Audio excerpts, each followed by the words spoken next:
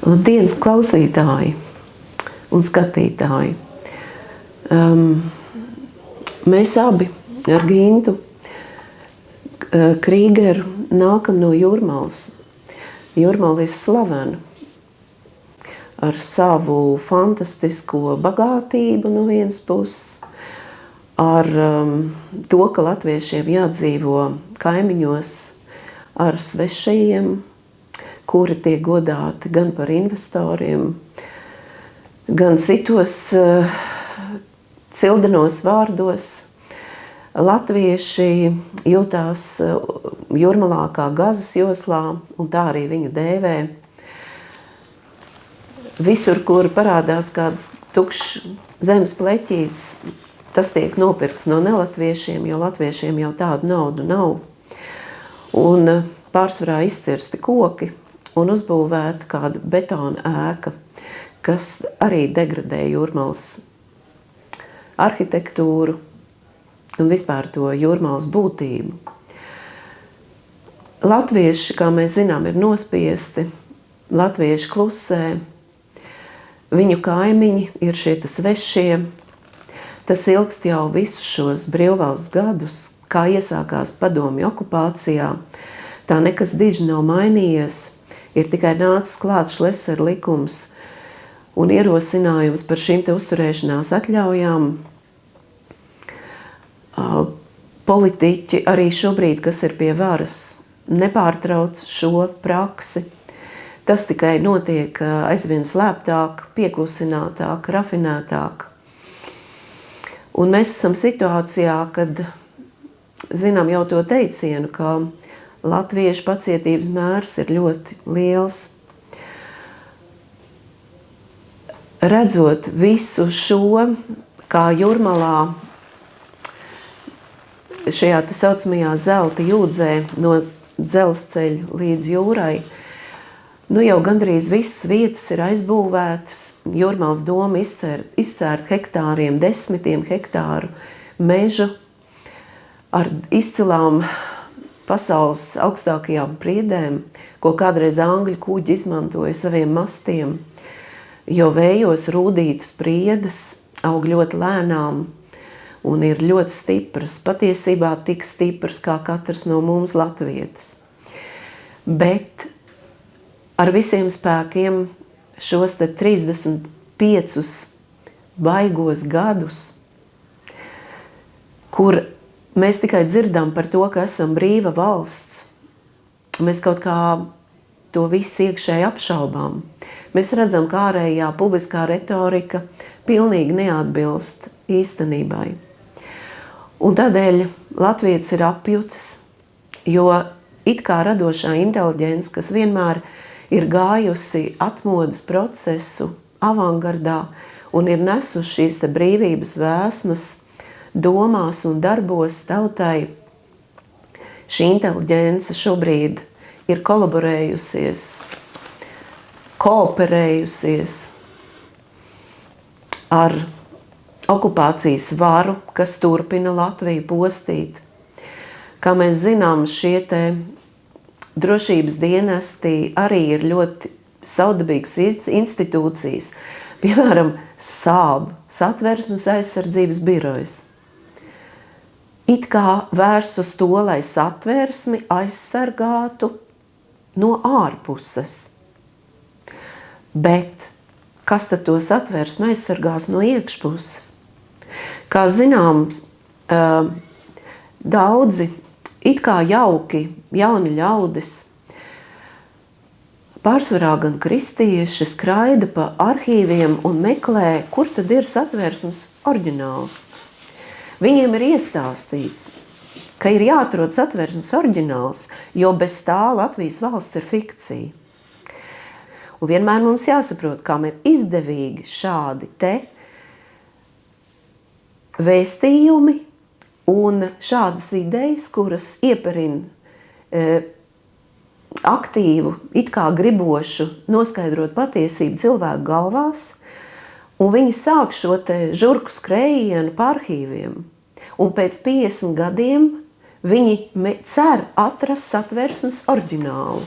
Es gan viņiem esmu ieteikusi atrast ceļu satiksmes noteikumu oriģinālu, jo viņi taču ar mašīnām brauc un ceļu šķērso, bet viņi nezinot, kur tas ir. Bet to, kas satversmē Latvijas satversmē nesot oriģināli, to viņi gan zinot. Jo Latvijā ir ļoti daudz šie te Krievijas informatīvo spēku pārstāvji, kuri gan no aizrobežas, gan no vietējās publikas kadriem kaldina aizvien jaunas un jaunas idejas, kā novērst latviešu domas nevajadzīgā virzienā. Proti iestāstot par dažādiem fantastiskiem scenārijiem, kā piemēram, ka mums piedzimstot, mums tiek piešķirts kaut kādi punkti, gluži kā monopolā, un ar mums pasaules dišciltīgie varanie spēlē tādas monopolu spēles. Latvijā šie te Krievijas informatīvie ieroči tiek izmantoti ļoti aktīvi un ļoti daudz it kā garīgu cilvēku, kuri meklē patiesību, uzķerās uz šiem āķiem. Kā mēs zinām, ir ļoti daudz apvienības, kā brīvās dvēseles, brīvo dvēseļu apvienības. Mēs kopā, mēs paši un visas galu galā šīs te organizācijas savus centienus reducē uz to, lai celtu savas vibrācijas, lai neiedziļinātos netīrajā politikā, piezemētajā ikdienā, un lai tikai nedomātu neko, kas saistās ar kaut ko negatīvu. Un ja tu mēģini pētīt savu dzīvi, Latvijas šobrīdējo situāciju un latviešu tautas situāciju, tad tu tiek sauc par negatīvu cilvēku. Latvija visos līmeņos patiesībā ir izveidota kā tāda Krievijas satelīta objekts. Un ieejot pa centrālajā stacijā, mēs redzam milzumu daudz krievu preses ar visiem šiem izdevumiem Subota, Visti Sivodņa. Kā mēs zinām, tie ir lielākie laikraksti, lielākās tirāžas visā Eiropas Savienībā, kas ir tieši mūsu mazajā Latvijā izvietoti. Kiršteins kādā intervijā ļoti precīzi nosauc Latviju par Krievijas satelītu, jo ir izveidota autonoma, pašpietiekama mazā Krievija, kas funkcionē piesadzot gan starptautiskos noziegumus, norokoties, it kā aizbēgot uz Latviju. Arī mūsu tieslietu sistēma darbojas ļoti specifiski.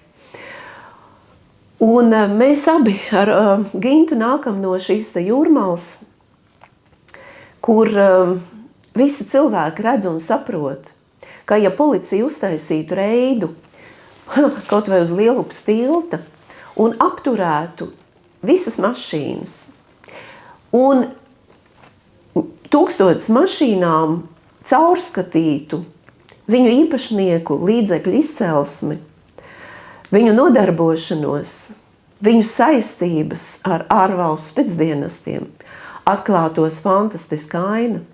Visi cilvēki, vietējie latvieši Jūrmalā, jūtas beztiesīgi, jo policija arī kā doma jau ir iebarikādējusies, un viņiem pat nevar ienest iesniegumu. Ir jāiemet paskastītē, un anonīmi tev varbūt atbildēs.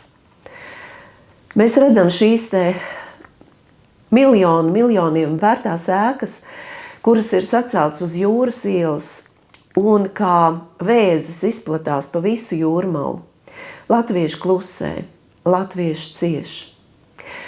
Bet mēs kā viena no senākajām pasaules tautām, kā baltu tautu pēcteči, pēdējie,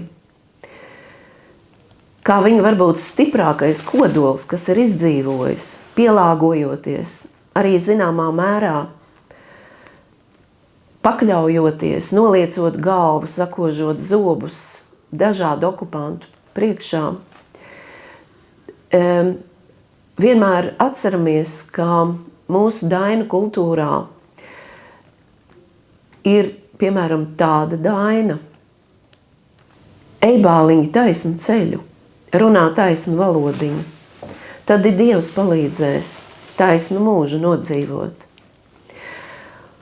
Un es ceru, ka tie žurnālisti, kuri ir pakļautībā, verdzībā un ēd kā suņuki no rokas savu saimnieku, stāstot mums, ka mums ir brīva valsts, tikai uzaicinot viņus un prasot, vai viņi spēs visu šo sižetu godīgi pārraidīt publikai.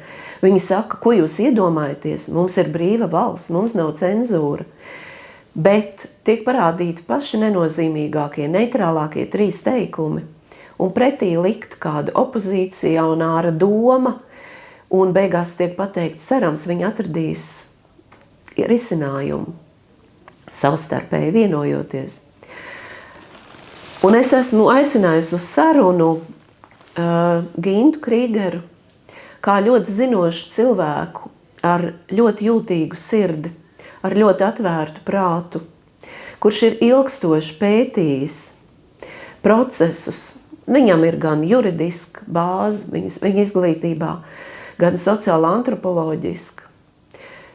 Viņš ir 4 izcilu dēlu tēvs un 1 pieņemtās meitas tēvs. Es došu vārdu, neiejaucoties Ginta runā, jo es domāju, tā viņš vieglāk varēs nodot jums to vēstījumu, kas viņam ir sakāms. Šo visu mēs adresējam ne tikai latviešu klausītājiem, bet drošības sargājušajām instancēm. Kā mēs zinām, šobrīd lido droni jau katru nedēļu. Sabiedrība šūmējas, sabiedrība tiek biedēta ar tuvojošiem draudiem. Neviens nesaprot, vai mūs aizstāvēs mūsu sabiedrotie. Tiek dezinformācija radīta ik uz soļa. Arī militārie eksperti bieži vien pauž ļoti pretrunīgu informāciju. Un šajā situācijā dzīvojot starp ienaidniekiem, tie nav mūsu līdzpilsoņi, kā Levits teica.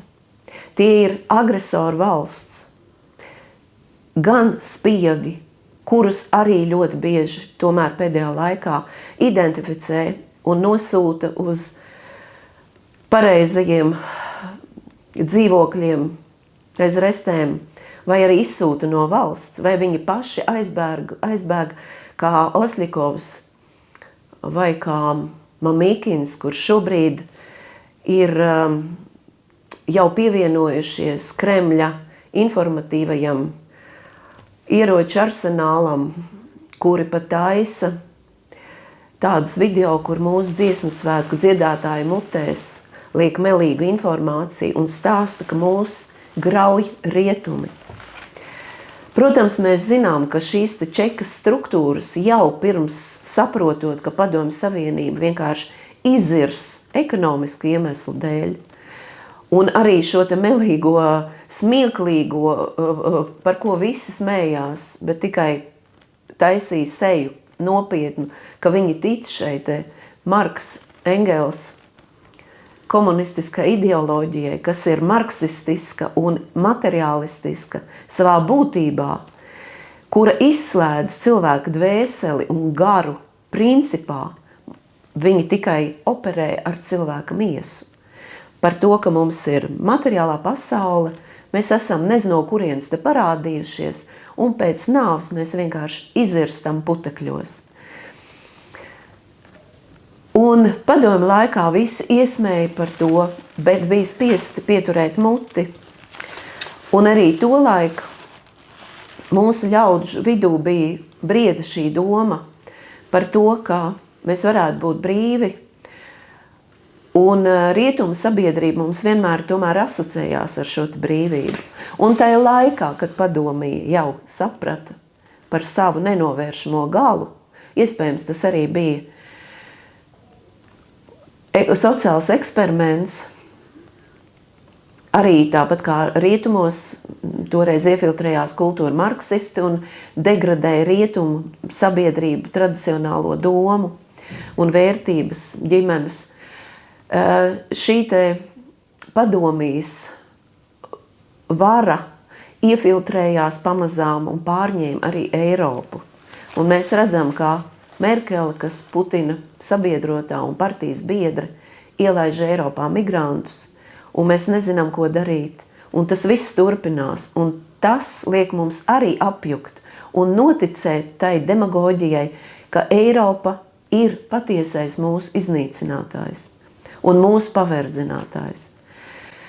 Tādēļ runāsim skaidru valodu šodien un cerams, ka tiesības sargājušās iestādes, kā Knāps, valsts policija, iekšlietu struktūras, iekšlietu ministrs Jānis Dombrava, ko mēs ļoti cienām, rīkosies. Lūdzu, tev vārds, Ginta. Es tev nepārtraukšu. Jā, mums ir reāls valsts apdraudējums. Mēs varam savienot visu situāciju, kad Putins piedraudējis jau ar legālu likumu, kas ir pieņemts. Ja juridiski versīsies pret Krievijas kaut kādiem pilsoņiem, viņš iedevis sev atļauju valstī iebrukt teritorijā. Tātad šeit būtu Nacionālās apvienības iznāciens un iet runa par to, ka vai tie Krievijas pilsoņi nē, jebkura noziedzīgas naudas iegūtas legalizācija ir noziegums visās pasaules valstīs. Un šeit būtu jādomā par to, kā izdarīt, kad ir iespēja kaut ko priekš valsts, ja šīs personas nav norādījušas, kad viņa bankā viņas ņēmuši kredītu vai kā arī piedalīsies tur banka. Toreiz bija cita politiskā situācija, un tas nebija aktuāli, un neviens to nečakoja, un bankai bija liela ietekme. Jā, pašlaik ir tā, ka šis ir kā Jūrmalas jomas iela 15, kas ir blakus Jūrmalas domē. Šis ir kāds tāds simbols, uz kuru piemēru var parādīt, kā bijis līdz tam, kas svarīgākais bija resursu iegūšana. Šos resursus visvairāk iegūt tie, kas cēla Jūrmalā. Tātad noteiktas tautības cilvēki, baņķieri un tie, kas investē Jūrmalā, un tie nopelnīja. Ko iegūva valsts? Valsts iegūva nodokļus, samērā tomēr neliels, un darba cilvēki, celtnieki ieguva darbu un pabaroja ģimenes. Tas ir investīcijas, skaisti skan, bet tā ir investīcija valstī, Jūrmalā, un tagad Jūrmalā ieguldīt ir miljardi, un tagad ir, ja iet runa par godīgumu, tad valstī būtu pienākums pārbaudīt šo Krievijas pilsoņu lojalitāti pret Latvijas valsti. Jo tiem, kam ir uzturēšanas atļauja, tad mājā Jūrmalas iela 15, lielākā daļa ir uzturēšanas atļauja jau diezgan ilgi. Kā viņi iegādājas šo īpašumu, no kurienes ir nauda, tā ir valsts pienākums to izdarīt. Plus šī Jūrmalas iela 15, viņa ir pilna ar Krievijas pilsoņiem, kur ir ne tikai nelojāli Latvijas valstī, viņi ir agresīvi. Man šī informācija ir, sniedz persona, kas pati tur dzīvo, un pat šī persona tika izsaukt uz Knābu, un šos jautājumus viņai uzdeva. Tas, kad pagaidām tas ir apstājies, jo jābūt ir jaunam iesniegumam, jo zinot, kā strādā struktūras, tikai tad, daudz reiz bijis tā, ka tikai tad, kad izskan kaut kāda publiskā telpā informācija no pieklājīgiem, solīdiem mēdījiem, tikai tad sākās kaut kāda prokuratūras un izmeklēšana. Ja tad ir runa par sabiedrības viedokli, un tomēr ignorēt sabiedrības viedokli un mēdīju viedokli nedrīkst. Jā, un šī informācija, kas ir jāpārbauda, jo šī informācija ir precīza, šīs pašas personas devušas gan par sevi liecību, gan par to, kā tie nauda ir iegūta. Šī nauda iegūta liela korupcijas skēma rezultātā. Ir personas, kas dzīvo Jūrmalas iela 15, kas uzdodas par Ukraiņu Eiropola darbinieku. Viņiem ir viltotas mašīnā priekšējā stikla vizītkartes vai kādā veidā viņš ir iegūs, kādā veidā viņš iegūs dzīvokli un kā viņš var ar policistu algu tagad tirgot to dzīvokli par 340,000, kas ir SS reklāmā. Tur ļoti daudz darba būtu iekšlietu ministrijas struktūrai, ko varētu Dombrovska ministrs jaunais ierosināt. Un beidzot, Dombrovskis kungs varētu pierādīt, ka viņš ne tikai spēcīgs politiskā retorikā, bet viņš ir spēcīgs arī kā iekšlietu ministrijas vienkārši pārbaudīt acīm redzamas nelikumības, kurā Jūrmalas pašā sirdī, centrā, blakus Jūrmalas domē, dzīvo saliņa, kurā cilvēki ienīst Latviju, kura ir, gribēju lietot vārdu nozakt, bet tas būs nepareizi. Koruptīvās schēmās iegūt naudu, viņi ir ieguldījuši šeit Latvijā un dzīvo šeit. Ko viņš šeit dara, no kurienes viņiem ienākumi? Jā, lielākā daļa ienākumi ir joprojām no koruptīvām schēmām. Viena persona iegūst ienākumus no Maskavas dzīvokļa, kas maksā $2 miljonus, un šī dzīvoklī dzīvo dziedātājs Rozenbaums, ebreju dziedātājs, un viņš dzīvo tur, un viņš ir pakļauts Ukraiņas sankcijām. Šī informācija būtu jādod Ukraiņas vēstniecībai, kad Latvijā dzīvo Krievijas pilsone, kura izīrē savu dzīvokli sankcionētai personai. Par šo naudu, 5,000 eiro mēnesī, viņa legalizē caur Austrijas banku. Nodokļus Latvijā viņa nemaksā nekādas par to. Ir ļoti daudz darba tiesību sargājušu institūcijām par to, lai pārbaudu visu šīs personas. Šī konkrētajā gadījumā persona devusi pats sev liecības par sevi, gan Knābā devas liecības, gan viņas vīrs devas liecību par to, kā viņš iegūst šo naudu nelikumīgi. Ir ierakstīts ieraksts par to, un vienkārši, ja šis signāls aizies līdz prokuratūrai, Knābam, iekšlietu ministram, es labprāt sniegšu visu manā rīcībā esošu informāciju par to, kad nevar būt tā, kad Jūrmalas sirdī dzīvo milzīga māja, kurā dzīvo nesaprotamu turību dabūjuši cilvēki no neizskaidrotiem avotiem, kuri ienīst Latviju, kuri ir ļoti draudzīgās attiecības ar Jūrmalas policiju. Diemžēl Jūrmalas policija, par cik ir 20 vai vairākas gadus, Jūrmalas vide ir bijis sasaistīta tikai ar Krievu investoriem. Līdz ar to, diemžēl, arī Jūrmalas dome ir ļoti draudzīgi noskaņota pret Krieviem un Krieviju, bet to atklāt neizrāda. Jūrmalas doma iegūs varu, protams, pateicoties marginālajai publikai, kas aizgājas uz vēlēšanām tikai 30% no visiem. Neviens izņemot viņiem aizgāja, jo mēģināja sabotēt šīs vēlēšanas. Un rezultātā aizgāja uz vēlēšanām tikai tie cilvēki, kuriem piedāvāja 100 eiro gadā vai 200 eiro gadā kaut kāds pabalsts, un cilvēki tikai materiāli apsvērums spiest, ka viņi nevēlējās strādāt un neko darīt priekš Latvijas un priekš sevis. Viņi vienkārši aizgāja no vēlēšanās un saņēma par to resursus nepelnītas. Līdz ar to faktiski šīs vēlēšanas ir margināļa uzvara, un tas ir mazs Padomju Savienības simbols. Protams, Padomju Savienībā nekādas īstas vēlēšanas nebija, bet tas viss notika saucamā proletariāta interesēs. Tad šeit ir mazs piemērs, kā saucamais proletariāts, kurš ir destruktīva publika, kuriem vienkārši, diemžēl, kāds izdalīs Latvijas pases. Iespējams, ka tas bija Latvijas ceļš. Tā kā mums ir okupācijas sekas nav likvidētas, un ļoti daudz ir darba Latvijā politiķiem, valstsīriem, kas būtu jādara, jo beidzot ir iespēja ne tikai jaukt pieminekļus okupācijas simbols, kas bija ļoti spēcīgs gājiens, paldies mēram, un daudz ir darāmā. Ir, protams, daudz populistisks gājienu, kas ir vajadzīgi, lai ievēlētos, tas ir skaisti, brīnišķīgi, bet ir arī melnais darbs, kas ir neredzams, kas ir darbietilpīgs.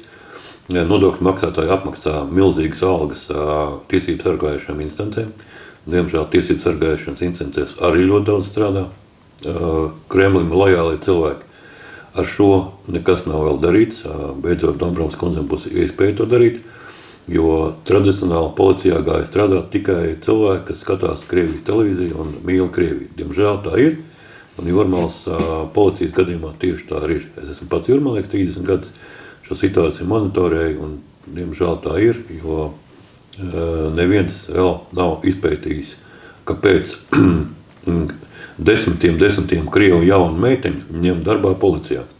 Kad 85% no darbinieku vai 90% ir sieviešu, kuras ir ļoti viegli pārliecināti uz emocijām. Viņi skatās Krievijas televīziju un formāli viņi it kā ir Latvijas pusē, bet patiesībā pie jebkurš iesniegums, kas skar kaut kādu Krievijas pilsoņu intereses un ir konkrēti piemēri, policija vienmēr pieņem Krievijas pilsoņu intereses. Arī šīs mājas Jomas ielas 15, tur ir policija vienmēr ir viņu pusē, tāpēc, ka tādas tradīcijas izveidojušās.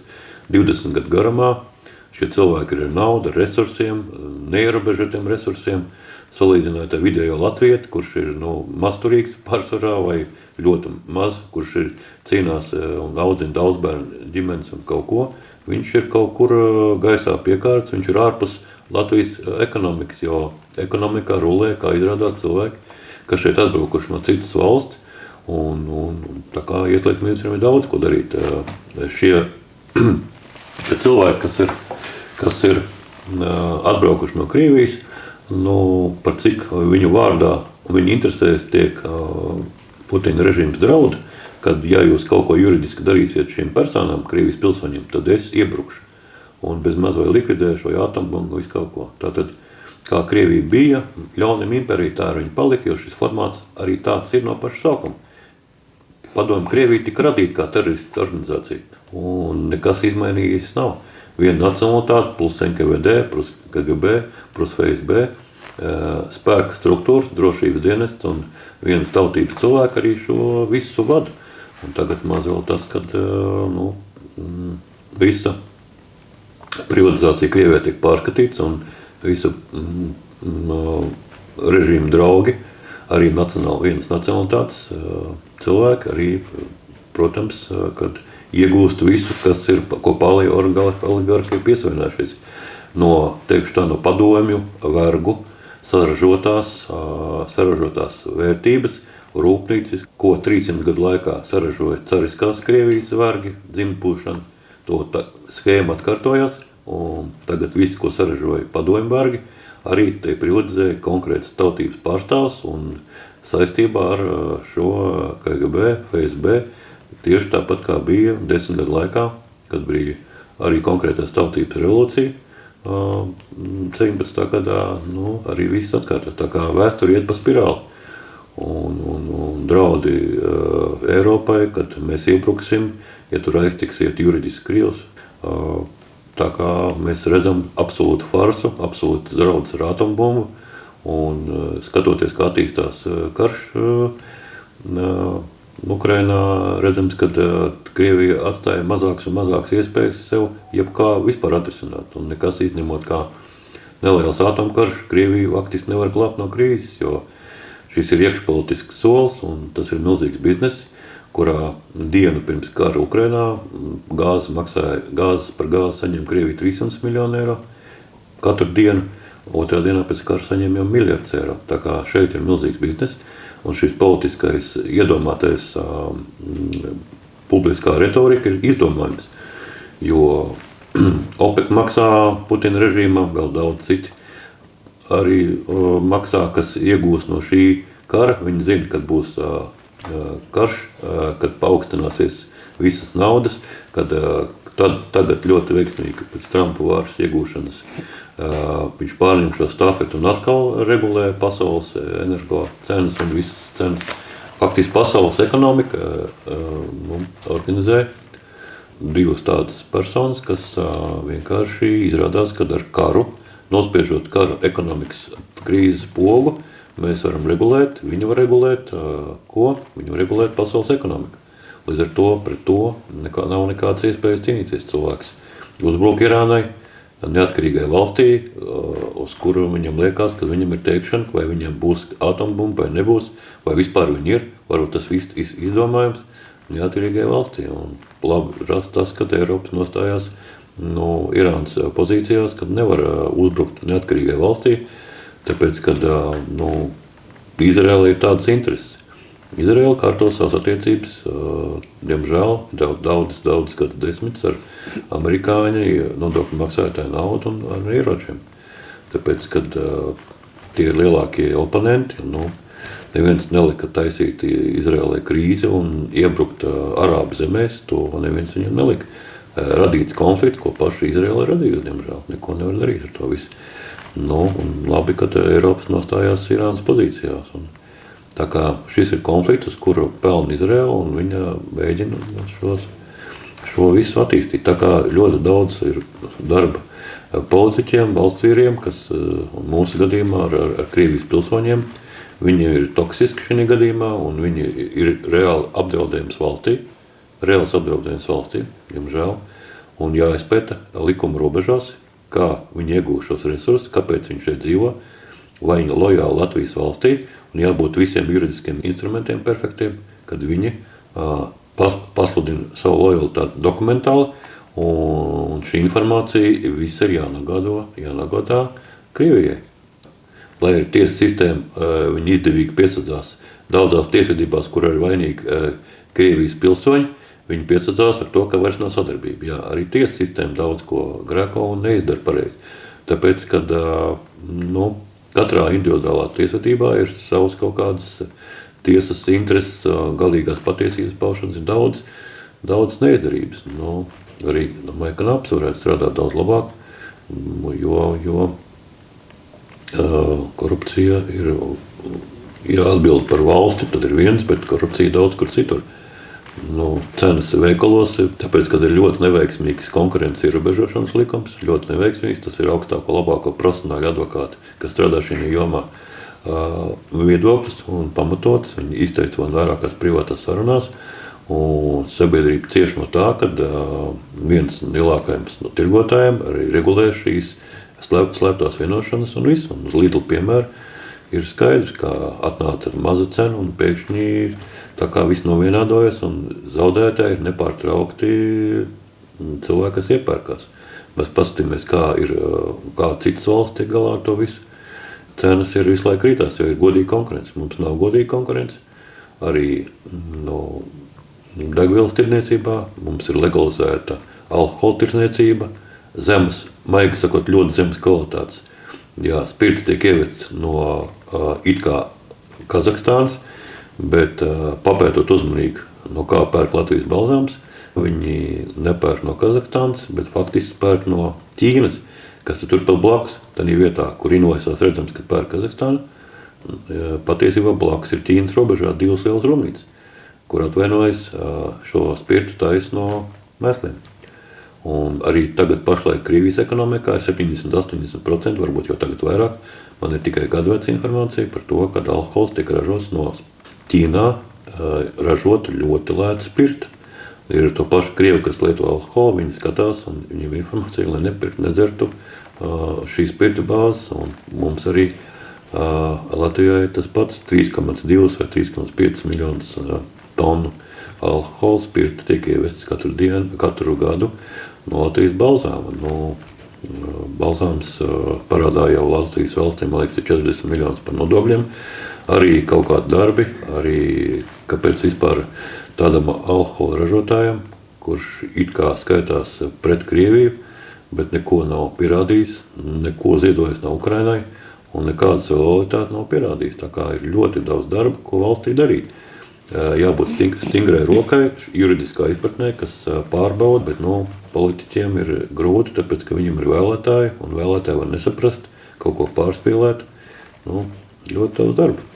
Prieks, kad mums ir nacionālisti domājuši jaunais iekšlietu ministrs, kas var pierādīt to, ka politiska retorikā viņš ir ļoti spēcīgs. Tagad varbūt var pirms vēlēšanām, karstajā saspīlētajā gaisotnē, var pierādīt, ka uz šī viena piemēra jomas jau 15 var pārbaudīt šīs personas, un sabiedrībai publiski atskaitīties, kad ir ierosināts, un pēc kāda laika, pēc gada var ziņot, ka izrādījās tā un tā.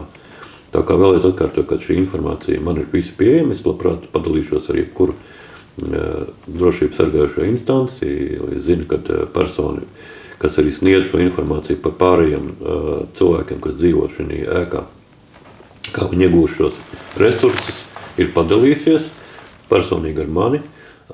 Šī personas arī vīrs pastāstīs, kā viņš ir iegūst Jukasā šo naudu, atmazgājot naudu, pērkot Jukas pirka kaut kādas preces un pēc tam dabūja apakaļ skaidrā naudu. Un viņš pilnīgi ierakstīts, kā viņš 4-5 gadus braukāja pa visu pasauli, kaut ko pirka un veda apakaļ skaidrā naudu. Lidmašīnā pārādāja $10 miljonus, arī mazāk, kur miljonu kaut kur reizi, lai Jukas varētu maksāt īri no skaidras naudas. Tā kā ļoti daudz ko darīt un saprast. Un šī gadījumā tik vienkārši, ka cilvēkiem būs pienākums pierādīt, no kurienes ir šie resursi, no kurienes jūs saņemat naudu. Tas ir nemaz nav sarežģīti. Ja viņam uzliek par pienākumu, kā likumā noteikts, visiem personām, ne tikai Krievijas pilsoņiem, ir jāpierāda, kur jūs dabājāt naudu. Tad vietējā mūsu pilsoņus un publika represē, bet atkal Krievi ir nostādīti prioritātā lomā. No viņiem neviens neko neprasa. Viņi ir tāds prioritāti, jo sabiedrība ir nogurusi no šīs politikas, kas ir kaut kāda pārsvarā darbība imitācija. Ir spējīgi politiķi, ir labi valsts ir, jā, bet, diemžēl mums ir sistēma, kurā milzīgi ietekmi ir pro-oligarhiskiem spēkiem, un viņa iespējas ir milzīgas, un bijušiem čekistiem ir privileģēts iespējas Latvijā nodarboties ar biznesu. Latvija nav nekāda ierobežojusi šo personu biznesa iespējas, nav nevienas pat lūgt skaidrojums, vai Latvijai ir tiesības Eiropas Savienības juridiskā telpas izpratnē vispār ierobežot šo personu tiesības. Nekas nav darīts. Tāpēc, ka viņi ir privileģēti, tāpēc, ka viņiem ir ietekmi, tāpēc, ka viņiem ir informācija varbūt par kaut kādiem politiķiem. Ļoti ir saspēlēta situācija, kad tas politiskais spēks, kas varētu atklāt, pateikt par savām politiskām idejām, es domāju, viņš ļoti patiks sabiedrībai. Tikai tā ir bīstama lieta, jo visi prokrieviskie spēki ir saistīti ar spēcdienestiem Krievijas, un daudz spēcdienesti ir regulē Krievijas vienam no lielākās, daudz lielāko kriminālo grupējumu darbības, un daudz no šiem kriminālu grupējiem Krievija regulē Latvijas kriminālas autoritāšu darbības. Līdz ar to ir ļoti daudz ko darīt, vienkārši tas ir bīstami. Ļoti bīstami, tagad ir iespēja kaut ko darīt, sākt kurpulos pārbaudīt, un lai personas beidzot nes kaut kādu atbildību, jo nesen bija gadījums, kad viena krimināla autoritāte vienkārši pilnīgos nošāva, un tāpēc, kad acīm redzot, viņš daudz ko zināja, kā izveidojas šī krimināla grupējuma ietekme Latvijā. Jā, tāpēc arī viņš tika nošauts un viss. Šīs ir saistībā ar Bunkus lietu advokātu, kurš uzskata, ir ļoti varonīgi rīkojies. Viņš nav pabaidījies no monošefa, kurš savu visu kapitālu ir uzbūvējis uz tautas nodzirdīšanas rēķina. Un viņš nav pabaidījies. Viņu kā jurists, kā advokāts rosināt tiesā atbildēt viņam. Protams, kad manam tas nepatika, un viņš citi cilvēki par tādu līdzīgu noziegumu saņem 25 gadu cietumā par organizāciju. Viņš pirmā instancē saņem 15. Cerams, ka šī kļūda tiks izlabota. Un šie milzīgie īpašumi, kas viņa rīcībā, kas ir arestēti 60 un vairāk, šie milzīgie, varbūt pat miljardu vairāk vērtībā, šie visi īpašumi ir nopelnīti pilnībā kontrolēt alkohola tirgu. Un nevienam neļaujot iekšā. Tā kā daudz ko darīt, un tikai uz tautas nodzirdīšanas rēķina šī kapitāls tiek iegūts. Bet tādā plašā kontekstā valstiski domājuši cilvēki nav, jo tieslietu sistēma strādā šauri, un viņiem interesē savus likumus kaut kāds, bet plašāk tas netiek skatīts. Varbūt arī Bumberang tāds likums iedarbojās, ka persona, kas tik daudz ir kaitējis Latvijai un tik daudz darījis, nelabu Latvijai, beidzot kaut kā liktenis iegrozījās, ka viņš šeit ieslodzījumā, ne pie kā viņš nav vainīgs. Un tie ir visādi tā kā tipiska tāda retorika. Tā kā cerams uz tiesu sistēmu, kad vainīgie tiks sodīti un kaut kāds taisnīgums tiks realizēts tādā veidā. Gribētos kaut kādu vēstījumu nodot sabiedrībai, kad ir daudz lietas, ko mēs nezinām. Un sabiedrībai arī būtu lūgums dalīties ar informāciju par to. Un tas būtu valsts uzdevums, lai cilvēki nebaidītos no kaut kāda soda vai atriebības. Viņi var sniegt informāciju par to, ko viņi redz, ko viņi dzird, kas ko runā, tāpēc, kad tas ir daļa no okupācijas sekla likvidēšana, tāpēc, kad 500,000 Latvijā cilvēki ienīst Latviju. Kāpēc? Ja jau tā ir politiķiem, ja jau tā, kāpēc nav nekas darīts, lai juridiski radītu piegājienu un schēmu, ka cilvēki nevar tik atklāti rīkoties, un tas, par ko viņi balso, redziet, kā saskaņas centra gadījumā, kas veidots pēc Krievijas polittehnologu uzdevumā, 5 partijas tiek apvienotas un iztaisīts saskaņas centrs. Rezultātā Krievi iebuka Ukrainā, Krievi gaidīja, kad saskaņas centri pateiks Rasiju period. Vēlētie to nesagaidīja, un kas notika ar saskaņas centru, viņi nav. Tātad tas vēl viens pierādījums, kad 500,000 krieviski runājuši Latvijā, ienīst Latviju un gaida tankus. Ko mēs esam darījuši? Kāpēc par to neviens nerunā? Ļoti maiga retorika. Ir milzīgi biznesa konflikti, ir nepārtraukta sabiedrības interešu ignorēšana. Biznesa rulē un sabiedrība tiek manīta ar cenām, ar vienošanās lēpām, un valsts neko nedara, lai tas netiktu izbeigts. Sākot no produktu cenām, degvielas cenām, saskaņošana. Tas ir vienkārši valsts uzskata nodot savus nodokļu maksātājus, pilsoņus. Valsts negrib, tāpēc, kad nav iespējas valsts ietekmēt.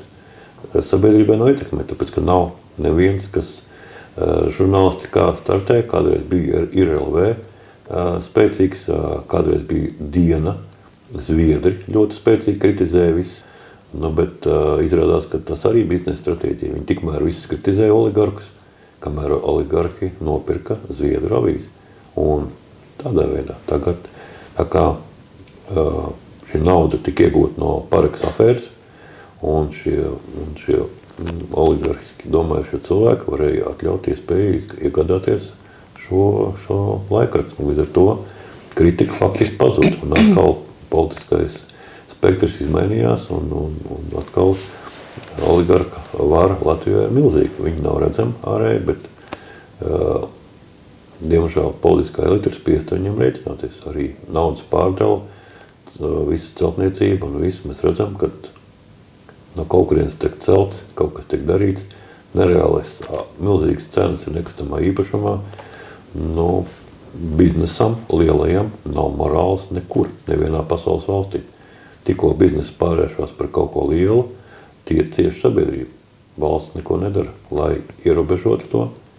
Un ir tāda bezmugurkalnieka politika. Nav pārliecināti cilvēki, kas mīl savu valsti un gatavi darīt ļoti daudz. Punkus ir piemērs, kad viņš nebaidījās no šī mafiozā cilvēka, no Uļmana, un leģitīmi, kā jurists, kā advokāts, viņu uzvarēja tiesā. Pietiesājumi, ja nemaldos, 1,3 vai 1,5 miljoni. Cilvēkam ar simtiem miljonu aktīviem, viņš izvēlējas citu ceļu. Tas ir, pastamies, kas notiek ieslodzījuma vietā, 80-90% tur sēž krieviski runājuši. To arī nav viens nav pētīts. Valstī ir pienākums sabiedrību informēt par to, kas notiek šīs okupācijas rezultātā. Kam pieder vara, kādas tautības cilvēkiem Latvijā, noziedzīgā vara, kas regulē šo spēku pozīciju. Mēs redzam tikai pašu virspusīti, kur palikuši talantīgie žurnālisti, kur palikuši talantīgie mācītāji. Viņi ir daži. Sabiedrībai vajadzīgi mācītāji, vajadzīgi spējīgi vēsturnieki, vajadzīgi spējīgi politiķi, bet šī vide, ko mēs redzam, ir kaut kādas, atvainojiet par runājošām galvām, ir runājušos galvas, kur pārstāv kaut kādas konkrētas interešu sfēras, politiskās interešu sfēras, kuri atkārto apmēram vienu to pašu. Ir skaidrs, kas ir īpašnieks šiem mēdījiem, un skaidrs, kāds apmēram retorika varētu būt. Tā kā resursi, tiem, kam pieder resursi, viņi nosaka redakcionālo politiku. Un cilvēki lasa avīzes, un viņam rodās izkropļots iespējas gan par sevi, gan Latvijas valsti, un taisnīguma nekāda nav. Likumi ir neprecīzi uzveidoti, pat šī jautājumā par konkurenci. Likums ir izveidots tā, kad kāds var darboties. Alkohola likums ir izveidots tā, kad ir legalizēta faktiski krutka. Degvielas tirniecība regularizēta tā, izveidot, ka tu vari mainīt cenas visu kaut ko. Valsts nedara savus pienākumus. Tad liekam jāievēl tāda politiķa, kas nomaina ierēdnis. Pašlaik dažas partijas ir integrējuši ļoti milzīgu apjomu ierēģi, kas absolūti neefektīvi, kas spēlē savu spēli un spēlē to politiķu spēli, kas viņus izveidojuši, šo birokrātisko aparātu. Tā ir padomu drausmīgā slimība. Drausmīgi. Jābūt personām, kas vēlas kaut ko izdarīt priekš Latvijas valsts, nedēļa naudas, ideja cilvēki. Kādreiz Repšs gribēja kaut ko izdarīt, bet diemžēl izrādījās, ka arī aiz viņu parādījās tautības konkrētas baņķieri, un viss sabruka. Kā saka, biznesa cilvēki, katram ir savu cenu. Tad man amerikāņi tādā ziņā latvieši ir simpatizējuši, jo viņi nav izauguši šī koruptīvajā, sabojātajā padomu vidē. Vispārējais politiskais spektrs, diemžēl, ir izaudzis no padomu mantojuma, kurā varēja darboties tikai kaut kas slikti stāvēja, un to varēja kaut kā privatizēt, aizņemties, dabūt. Tā ir tā politiskā vide. Tad amerikāņi latvieši ir salīdzinoši ideālisti, un viņiem ir tiesības uz revanšu. Viņa vecāks izsūtīja, un šo revanšismus vajag atklāt runāt, kad šīs okupācijas sekas ir jānovērš. Pie tā ir visvairāk jāstrādā. Jo okupācijas sekas ir visā. Izglītībā, medicīnā. Ir milzīgi darba apjoms. Ir jāsaprot. Sabiedrībā jāsaprot ideju, kāpēc mēs dzīvojam, kāpēc vajadzīga Latvijas valsts, lai izdarītu acīm redzamas lietas. Un ja sabiedrība tiks precīzi informēta par to, kāpēc ir slikti tur, slikti izglītībā, mums ir atsevišķi stāsts. Jo padomu laikā bija schēma, kurā par skolotāju pieņem gan arī jebkuru. Padomu laikā izglītība bija vajadzīga tikai propagandas interesēs. Iemācīt visiem kaut ko un faktiski izveidot cilvēku, jauniešus par to, kuriem var ļoti labi ielikt propagandu galvā. Tātad viņi zināja kaut ko, bet neko konkrēti. Šīs rietumu specializācija ir tāda, ka tev no paša sākuma jau saprot, kas tu esi, kurā tu esi talantīgs, un tev ir iespēja, tev atver cilvēku, kurā tu vari kaut ko darīt. Un visa rietumu civilizācija ir balstīta uz tavu talantu atklāšanu, specifikāciju, un tu arī var strādāt, tāpēc rietumu ir mums priekšā par 50 gadiem.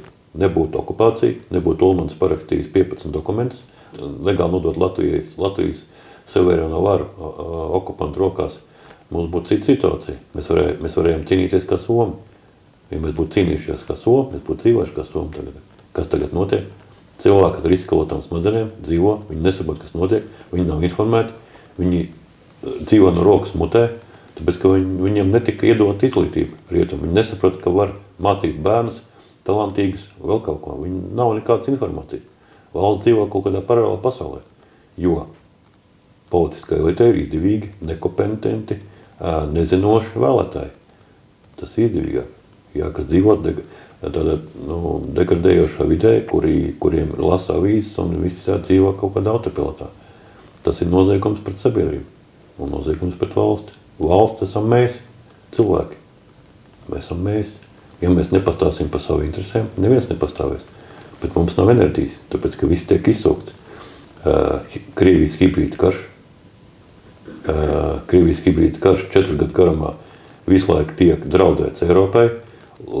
Pastieties, kā cilvēki īpaši ziemā staigā. Tagad vasara varbūt nav tik traki. Ziemā depresīvi, nospiesti, jo katru dienu ir milzīgi informācijas apjoms, ka tūlīt iebruks visu kaut ko. Cik ilgi cilvēks var turēt? Cik ilgi? Krievija var tā rīkoties 10 gadus. Jo, ja mēs atceramies vēsturi, Padomju Savienība sagrūva, tāpēc, ka Amerika uztaisīja $8 par barelu. Un Krievija sabruka. Jā, bet izrādās tas sabrukums arī bija ieinteresēti drošības KGB, jo beigās KGB tieši ar saviem cilvēkiem un konkrētas tautības cilvēkiem visu, ko padomju vergi bija saražojuši, visu arī privatizēja pa 5 kapekām. Un tā bija Izraels schēma. Tagad tieši tas pats Eiropā pateica, ka būs elektriskās mašīnas. Tas ir krāks priekš OPEKa un tas ir krāks priekš Krievijas. Krievijai nebija cits iespējas, kas sāk nogalināt Ukraiņus. Tādā veidā mākslīgi uzturot šies cenas. Šādas informācijas, nezinu, kāpēc neviens politists nesaka, kad Eiropai ir tiesības dzīvot tīrā vidē, braukt kaut ar kādā mašīnā, elektriskā. Un nav jābaro OPEX, nav jābaro Krievija. Tā kā šeit ir biznesa, lielā biznesa karš. Šeit vispār nav politikas. Tāpēc ir daudz, kas jāinformē sabiedrību, jātaisa semināri, jābūt tiešām neatkarīgām mēdījiem, jo viņi diemžēl nav. Jo aiz katru mēdīju ir īpašnieki, un žurnālistiem ir algas, un šā vide ir iestigusi tādā stagnācijā, kad jābūt cilvēkiem, kas to saprot. Un jāvācās, jāsanāk kopā, un jāsaprot, ka kopā var būt cilvēki, kas ir ar līdzīgām idejām. Jā, pietrūks izglītības, un mūsu izglītība bērni tiek dzīvot kaut kādā vidē. Nav informēti, jau maz ir gaiši kompetenti cilvēki, kas gatavi strādāt. Kā Somi, mums nav jāizdomā nekas jauns. Kā Somi reformē savu izglītību. Vienkārši viņi likvidēja skolu valdi un likvidēja izglītības ministriju. Visu varu nodeva vecāku komitejām, kas regulē šo finansējumu. Rezultātā pēc tiem apstākļiem var iedot no 5 līdz 7 un 4000 algas pats mazākā, kas tagad atbilst reiz 3 vai 2,5. Un paši talantīgākie cilvēki gāja uz skolu un gribēja būt par skolotājiem. Tāpēc bērni ar spīdīgām acīm, spožām acīm, kā prāta vētras dziesmā, iet uz skolu un ir laimīgi. Tāpēc, ka sākums ir izglītībā. Jauniešiem jāiet pie skolotājiem, kas ir talantīgi. Ja skolotājs ir nodzīts, nelaimīgs, diemžēl pārsvarē sieviešu kārtas no padomu tradīcijām, diemžēl, kad sievietes nelaimīgas visas gāja par skolotājiem, jo tur jau paņems, ja tur nebija nekādas prasības. Visas Liepājas, Daugavpils, visi pedagoģiskās skolas, diemžēl, ir. Un vairāk kā tagad, kā izglītības sistēma ir degradēta, kas vispār kaut kā tiek diplomi tirgoti, un vispār, es pat nezinu jomu, kurā nevajadzētu ieviest kārtību. Es pat nezinu tādu jomu, jo pagājuši no Eiropas Savienības jau 22 gadi, kopš mēs esam tūlīt būs, laikam jau palika jau. Mēs esam Eiropas juridiskā telpā, bet Latvijas politiķis un sabiedrības tāda neinteresētība, jo sabiedrība var saprast, viņa ir izsūkta enerģija, viņa nav spējīga. Tad vienīgais veids ir kā iegūt varu, ir vienkārši izmainīt no vēlētājiem viņu balsis. Tad, diemžēl, cits nekas nepaliek, kā atstāt sabiedrībai tikai viena iespēja. Un nav iespējas, kā kontrolēt šos politiķus un kā viņi rīkojās. Nekādas iespējas viņus neatsaukt, nav nekā. Tā kā valsts vēlēšana sistēma izveidot tā, ka nav iespējas kaut kā realizēt savu reālo varu. Ja satversmē rakstīts, ka vara pieder tautai, tad tas tā nav. Vara pieder politiskai elitei, kuri vienreiz pa 4 gadiem faktiski nomanipulē ar vēlētājiem. Lielākā daļa partijas vienkārši nozog vēlētāju balsis. Populisti ir labākais pierādījums. Kaut ko stāsta, ieguldīt milzīgi resursi. Daži cilvēki atkārto savu retoriku 20 gadus. Tā ir, tā kā ir skumīgi un bēdīgi visu to stāstīt. Nekas iepriecinošs tas nav. Bet varbūt kāds cilvēks ir, kas vēlās kaut ko darīt.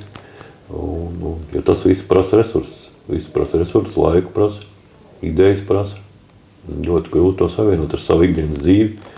Pārsvarā politikā, ja mēs skatāmies no sociālistu pieredzes, ka politikā arī Che Guevara bija tomēr no situācijas ģimenes. Un arī viss, kas veidoja politiku, viņi veidoja pat sociālismu politiku veidoja cilvēki no turīgām izglītotām ģimenēm. Bet viņi piesadzās ar proletariātu un kādu interesēm. Rezultātā proletariāts ne tikai neko neieguva, bet, kā zināms, Ļeņins bija lielākais terorists, kurš uzreiz pirmajos 4-5 gados nogalināja 7 miljonus cilvēku. Lai ko mēs uzskatām par Žirinovski, bet šī informācija viņam bija ļoti precīza. Ko izdarīja Ļeņins, kāds sarkanais terors. Ļeņins piesolīja latviešu tēlniekiem Latvijas neatkarību, viņš arī viņu iedeva. Tikai pēc tam, ko mums tas nācās samaksāt. Un Ulmans, es domāju, ka tika integrēts no padomju Krievijas, jo fināls ir paredzams, viņi arī piemānīja, viņam varbūt domāju, ka viņam ļaus dzīvot kaut kādā Eiropas valstī, bet diemžēl viņš parakstīja tos dokumentus un viss. Mēs necienējamies, ka Somi. Tāpēc ir nedzīvojam, ka Somi. Jābūt spīdošiem politiķiem, vēsturniekiem, mācītājiem, kas sabiedrību izglītos. Mums nav izglītības. Mēs neko nesaprotam, dzīvojam kā tumsā. Kad mēs atmodīsimies, kam jānotiek? Atombumba jāsprāk, jāiebrūk Krievijai, tad mēs lūksimies ceļos, iesim uz baznīcu. Es pats esmu izaudzis padomju vidē un jūtos kā padomju drausmīgs monstrs. Par to vislabāk uzrakstīja Bulgākovs, Meistarā Margaritā. Šis romāns ir par pretpadomi, bet viņā ir ļoti labi aprakstīts, kā ir būvēts padomju cilvēks. Mums jātiek katram sevī galā ar savu padomju mantojumu un jālikvidē pirmkārt okupācijas sakas pašā sevī. Tad mēs varam kaut ko uz ārpusi. Pašā sevī jāapzinās. Jābūt cilvēkam, kas jāapzinās šīs kļūdas, kas ir izdarītas. Un nebaidīties nāk kopā. Mēs varam saukt to pilsoņu kongresu vai kādu. Mēs varam atjaunot arī to, kas ir bijis. Bet jābūt īstiem pilsoņiem.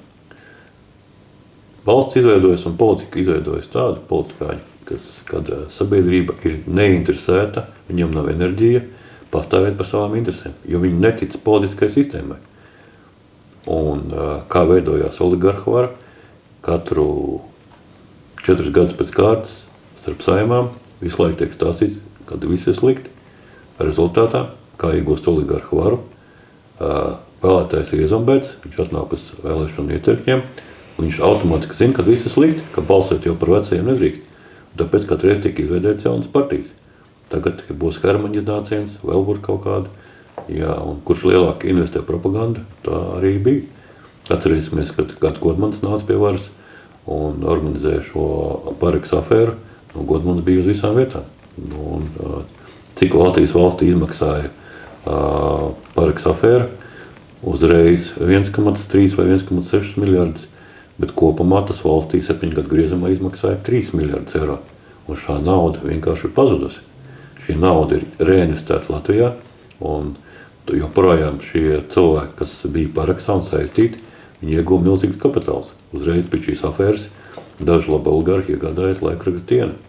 Un vēl daudz ko. Lielākā daļa no bijušiem parakstu īpašniekiem ir reinvestējuši šo naudu, kas ir aizdzīta prom caur Krieviju apakaļ atgriezās Latvijā. Un tāpēc arī šī biznesa vide ir absolūti degradēta. Latvijā nevar taisīt nekādu biznesu, ja tev nav kaut kāda izskēmota nauda. Un pārsvarā šī nauda ir lielākā daļa izskēmota. Tāpēc vienotībai viņi nevar uzvarēt visus. Viņiem ir spiesti rēķināties savu aspektu.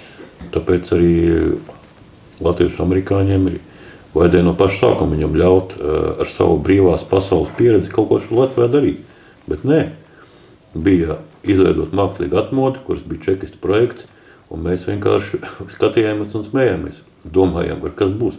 Beigās ir jāsaka, ka Ivāns ir angažēts, kā runājošā galva, un nonāca pie varas 90. gadu sākumā tādi cilvēki. Latvijas ceļš un vispārējais. Jāzina vēsturi, jāmācās skolās. Jau tagad jāmācās skolās, kā mēs tikām apmānīti visās pozīcijās. Un tagad mūs turpina mānīt. Kādam par to jārunā. Un tas, kas par to runāja, riskē, domāja pat ar savu dzīvību. Bunkas vienkārši mēģināja iztiesāt parādu, kur izveidojas ir Uļmans ar savu alkohola industriju. Un lūk, kāds rezultāts. Tā kā, zinot garīgos likumus, patiesības teikt ir ļoti dārgi var maksāt. Bija viens cilvēks, kas arī runāja patiesību par vienas tautības, un viņš nezinu, kāpēc kaut kā ātri nomira. Arī vēsturnieki revizionisti, kas atklāja tēmas par reālo holokaustu un patiesību, arī tie daudz ir aizgājuši bojā. Tā kā milzīgs ir garīgs risks. kaut ko teikt, kas nav izdevīga milzīgam kapitālam, politiskai elitei. Tādi cilvēki ir ideiski. Un tādi mums ir vajadzīgi. Pašai sabiedrībai vajadzīgs. Sabiedrībai jābūt pieprasījumiem pēc tādiem cilvēkiem. Sabiedrība ir nomākta, nogurusi, destruktivizēta, degradēta dēļ katru dienu, dēļ tā, kad ir katru dienu milzīgas informācija par to, ka tūlīt būs karš, viss būs slikti un vienkārši ir kādam jābūt spīkarim. Jāorganizē, kaut kas jādara, jāstāsta. Viedoklis, jābūt viedokļiem. Nav pamatot politiķa kritika. Viņas nav, jo mediji strādā tradicionālas politikas ietvarā. Tāpēc, ja nebūtu Eiropas Savienības, nebūtu mēs spiesti daudz Eiropas likumus pieņemt, būtu vēl sliktāk.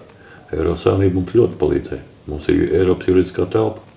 Pateicoties tam arī daudz tiesvedības notiek, prasot viedokli Eiropas tiesai. Tā kā cerība paliek pēdējā. Viņi ir vajadzīgi mums.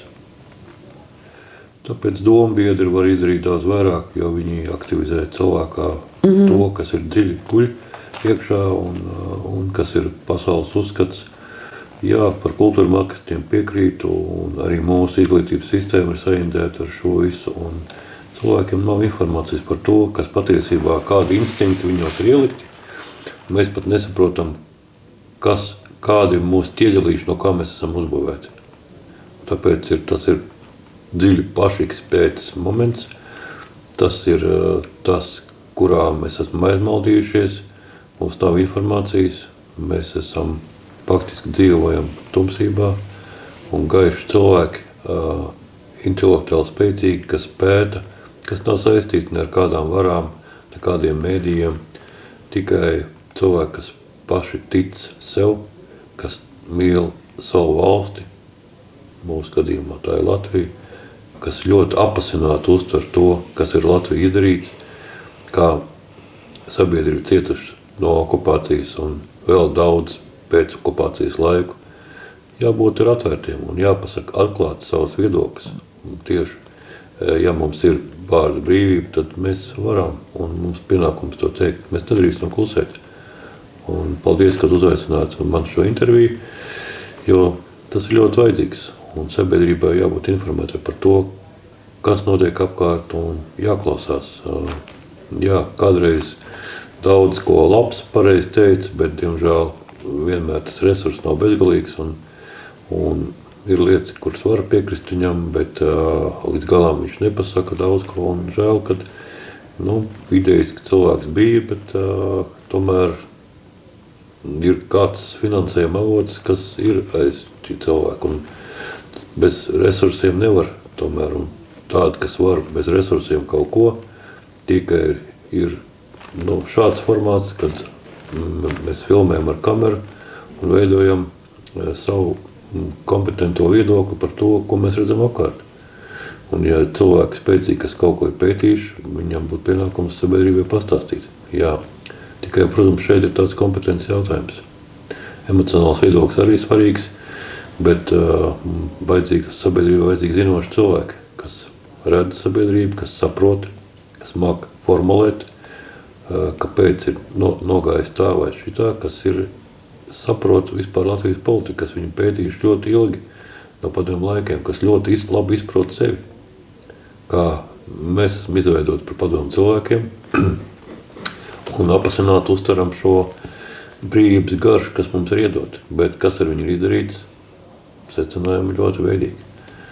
Mums trūkst nacionāla patriota Latvijā, īsti, jo perfekti runāt nacionāla patriotiskās kategorijās ir labi.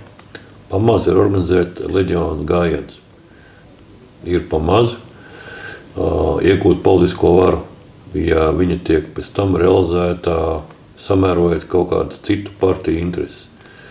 Ļoti daudz ir svarīga vēlētāja izglītotība. Diemžēl mediju vides publiskā telpa ir piesārņota, līdz ar to tam, kam ir lielāka resursi, tas ir atļauties skalot smadzenes latviešiem, Latvijas sabiedrībai.